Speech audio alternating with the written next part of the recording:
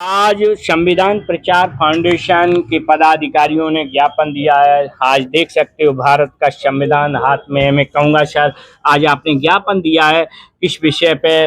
Doctor Bhimrao Ambedkar ji ने देश को संविधान दिया, पुस्तक भी हाथ में है, आज ज्ञापन दिया। और क्या आपकी विचारधारा है सर चैनल के माध्यम से? जी, पहले तो धन्यवाद कपिल जी आपको।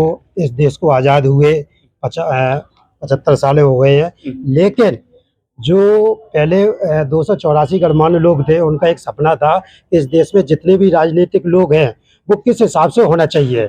इस देश में जो हमारा चुनाव आयोग है वो सही ढंग से काम नहीं करता है। चुनाव से पहले जो हमारी नामावली तैयार की जाती है तो उसमें सबसे ज़्यादा गुंडा माफियाओं के नाम होते हैं, और जबकि संविधान हमारा अनुच्छेद 326 कहता है कि इस देश के नागरिक हैं, उनके जो भ्रष्टाचारी लोग हैं, चरित्रहीन लोग हैं, गुंडा माफिया लोग हैं, इनका वोटर लिस्ट में नाम नहीं होना चाहिए। लेकिन आज देखिएगा विडम्बना इस देश की देखिएगा, लेकिन लोकसभा में, संसद में, विधानसभा में 80 से 90% गुंडा माफिया लोग भरे हुए हैं। क्यों?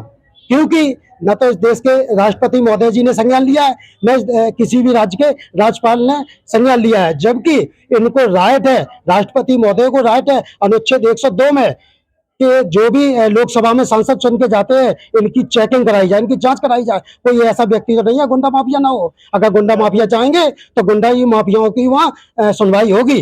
इसी वजह से इस देश में सबसे ज्यादा गरीब वर्ग के वंचित लोगों का शोषण हो रहा है सर। जी धन्यवाद। बड़ी बात है यहाँ गुंडा माफिया की बात, तो मेंबर ऑफ पार्लियामेंट या विधानसभा का जो भी हिस्सा हो तो ये देखा चाहे कि उन पर कम से कम मुकदमा हो, कम से कम उनके ऊपर केस होना चाहिए। बिल्कुल ही नहीं होना ये बात है, बिल्कुल ही। हालांकि जो राजनीति करते हैं, आपकी सवाल, जो राजनीति या समाज हित में काम करेंगे तो कहीं ना कहीं उनके खिलाफ FIR हो जाती है। ये बहुत बड़ी सच्चाई है, मैं इस बात को भी मानता हूँ। जो किसी भी क्षेत्र में आवाज उठाएगा तो कहीं ना कहीं FIR का वो शिकार हो जाता है, ये भी सच्चाई है। लेकिन इन्वेस्टिगेशन होना चाहिए कि वास्तविक वो जनहित के कार्य करता है या नहीं।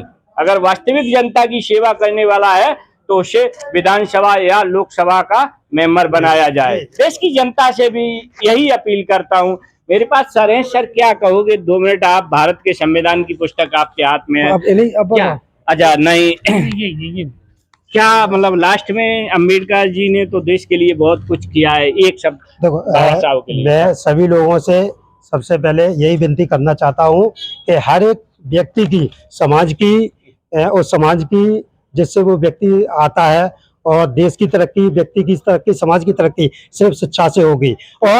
और उसके बाद में हर एक व्यक्ति को अपना इस देश का संविधान पढ़ना चाहिए, जिसको हर एक व्यक्ति को अपने मूल अधिकार, मूल कर्तव्यों के बारे में जानकारी हो सके। सरकार किसी का भला करने नहीं आएगी, सरकार तो सिर्फ अपना पेट भरती है, किसी भी समाज की सरकार देखरेख नहीं करती है। तो मैं यही अपील करना चाहता हूं आपके चैनल के माध्यम से कि हर एक व्यक्ति को संविधान पढ़ना चाहिए। ये पवित्र पुस्तक है, क्योंकि हमारे अधिकार, चाहे हमारे शिक्षा का अधिकार हो, चाहे हमारा नौकरी का अधिकार हो, चाहे हमारा पानी पीने तक का अधिकार संविधान में, संविधान में। एक बहुत बड़ी बात, देश का कोई भी राजनेता या कोई अधिकारी जब शपथ लेता है, ईश्वर व भारत के संविधान की शपथ लेता है, तो ये संकल्प लेता है कि मैं भेदभाव नहीं करूंगा, मैं देश में कभी हिंदू मुस्लिम नहीं करूंगा, मैं हमेशा निष्पक्ष भाव से जनता की सेवा करूंगा, भ्रष्टाचार नहीं करूंगा।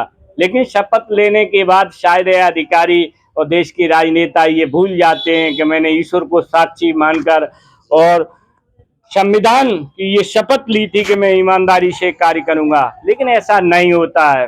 मैं कहूंगा देशवासियों से इन बातों पर ध्यान देना चाहिए। हमारे देश का जो संविधान है उसका देश में सम्मान होना चाहिए, ये सच्चाई है। बहुत बहुत धन्यवाद। इसी के साथ मैं कपिल यादव, MBM न्यूज़ 24, इटावा, उत्तर प्रदेश।